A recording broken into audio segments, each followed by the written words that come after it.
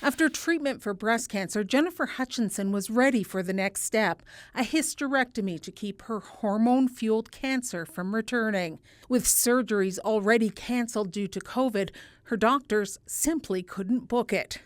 Well, it's scary for sure. I think, as it goes on and as our hospitals and healthcare workers are more and more overwhelmed, I think, if my cancer returned, would I be able to get care? There are growing concerns about resources for COVID patients too, and plans to expand intensive care units, because that may not solve the problem. We don't have the staff to manage 425 ICU beds with the expertise needed to look after these really sick patients that are on multiple life support machines. So, tonight, Alberta announced new public health measures. Among them, all students from kindergarten to grade 12 will move to remote learning for 3 weeks. Personal services like salons will be shut down again, and retail capacity will go down to 10%. Outdoor patios will also close. So let me be clear.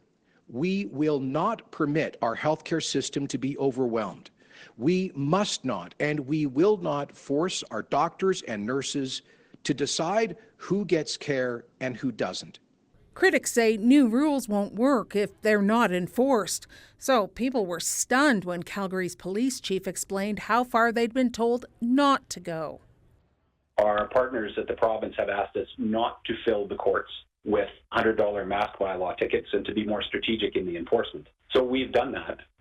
Before last weekend's unsanctioned rodeo, town officials raised the alarm with the province. Alberta Health Services only sent organizers a warning letter.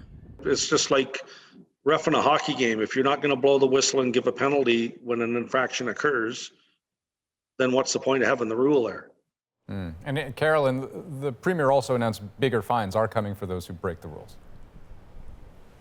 Yeah, indeed. Kenney says fines for rule breakers will be doubled and that they're going to specifically target repeat offenders, Andrew. So that's not going to go over very well with people in this province who are against masks and against public health measures in general. In fact, while these measures were being announced, there was a large protest outside the government building right here in Calgary.